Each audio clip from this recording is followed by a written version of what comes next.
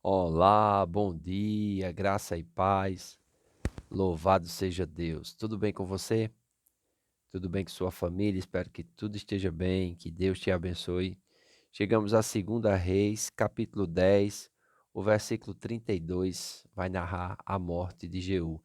E nós temos muito que aprender com Jeú. Amém? Diz o texto: Naqueles dias começou o Senhor a diminuir os limites de Israel, que foi ferido por Hazael em todas as suas fronteiras, desde o Jordão para o nascente do sol. Toda a terra de Gileade, os Gaditas, os Rubenitas e os Manassitas, desde Aroé, que está junto do vale de Arnon, a saber, Gileade e Baçã. Ora, os mais atos de Jeú e tudo quanto fez, e todo o seu poder, porventura não estão escritos nos livros da história dos reis de Israel? Descansou Jeú com seus pais e o sepultaram em Samaria. E Jeoacás, seu filho, reinou em seu lugar. Os dias que Jeú reinou sobre Israel em Samaria foram 28 anos. Então nós já vimos aqui um pouco sobre a vida de Jeú, amém? E Jeú, ele merece ser elogiado por purificar Israel da casa de Acabe e do seu culto a Baal. Por isso, a sua dinastia iria permanecer durante 4 gerações. E, de fato, essa quinta dinastia foi a mais longa e a mais estável entre todas as dinastias de Israel.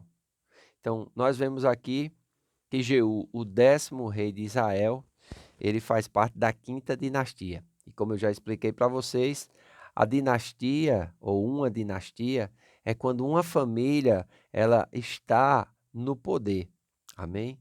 Lembramos novamente, no Reino do Sul, no Reino de Judá, a única dinastia no trono foi a dinastia de Davi, com uma exceção, né, que é quando Atalia usurpa o trono de Judá. Mas isso nós vamos comentar amanhã. Ela vai tentar, vamos dizer assim, exterminar a família de Davi, mas não consegue. Amém? Deus é soberano, Deus é poderoso. Então Deus vai ter uma forma de proteger e de dar continuidade a essa dinastia de Davi. Porém, no Reino do Norte, no Reino de Israel, já era condicional. Para que aquela família continuasse no trono, eles tinham que serem fiéis, obedientes a Deus. E nós vemos que, infelizmente, todos os reis dos reinos do norte, eles não serviram a Deus de todo o coração.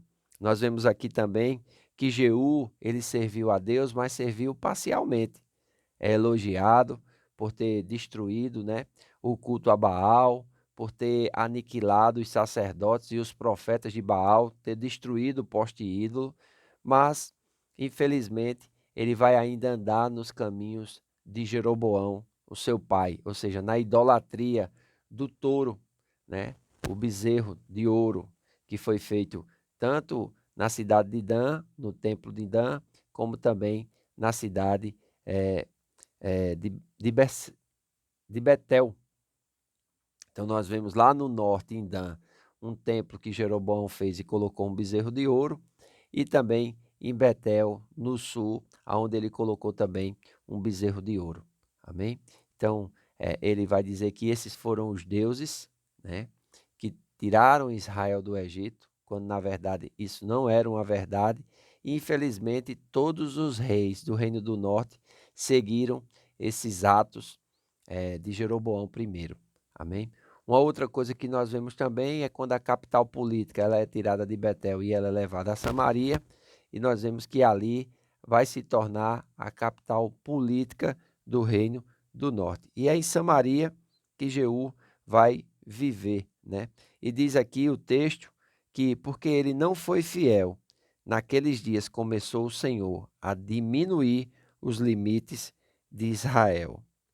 Aqui diz assim: como Jeú não foi totalmente dedicado ao Senhor, Deus o disciplinou através de perdas territoriais para Azael da Síria. Amém? Então ele vai começar a ir perdendo partes territoriais, mas apesar disso nós vemos que essa dinastia ela foi a mais estável. Amém?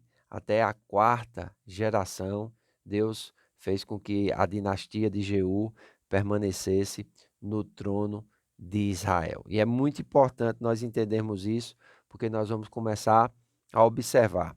Ele vai reinar 28 anos, amém? Ou seja, um tempo considerável, e Jeocás, seu filho, vai reinar em seu lugar. Então, muitas coisas nós podemos aprender com a vida de Jeú, amém? Sobre o que não fazer. Uma delas é servir a Deus de forma parcial, amém?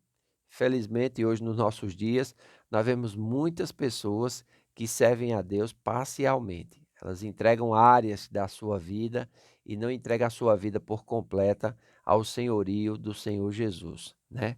Tem outros que até começam a servir, mas não são perseverantes, por causa da tribulação, por causa das perseguições, porque começou a servir, e também os cuidados dessa vida, eles param de servir e ficam somente observando a obra de Deus, ficam esperando, muitas vezes não sei o que, né?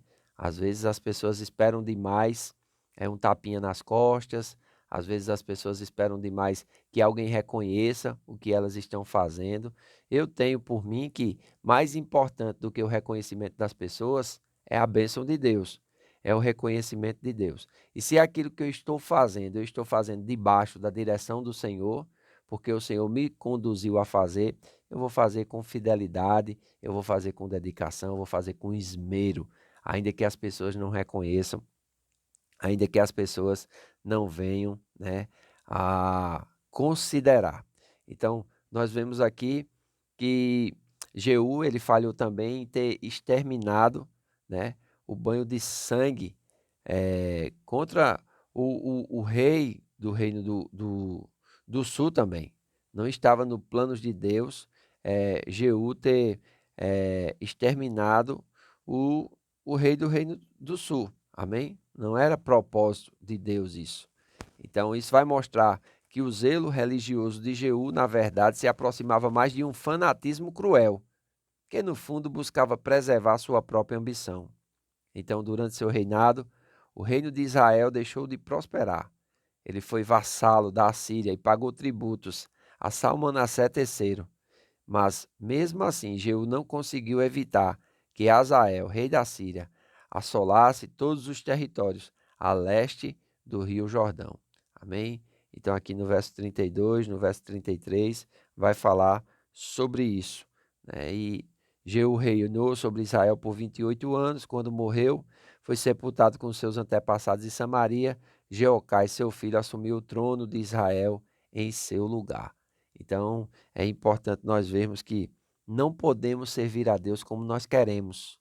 Nós temos que servir a Deus como Ele deseja, como Ele prescreveu na sua palavra. Amém? E nós precisamos nos qualificar para o serviço. Até mesmo Paulo, escrevendo a Timóteo e a Tito, ele diz que os diáconos, uma vez escolhidos, eles devem ser experimentados. E se forem aprovados, que sirvam como diáconos. Então, existe uma parte que compete ao chamado de Deus, existe uma parte que compete à aprovação do homem. Amém? E nós precisamos nos qualificar no serviço a Deus, e Jeú vai nos ensinar através da sua vida, através do seu reinado e também através da sua morte. Espero que você esteja aprendendo, conhecendo um pouco a respeito desse contexto histórico, amém? E sabendo localizar cada livro dentro desse contexto histórico do Velho Testamento.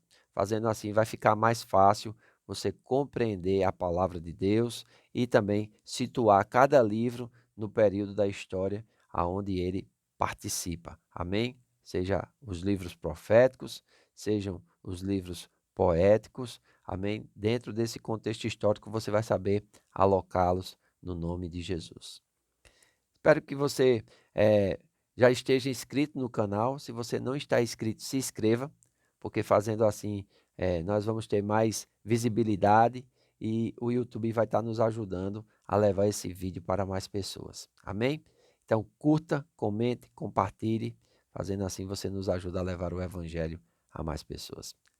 Faço votos por tua prosperidade e saúde, assim como tua alma prospera. Que Deus te abençoe e até amanhã.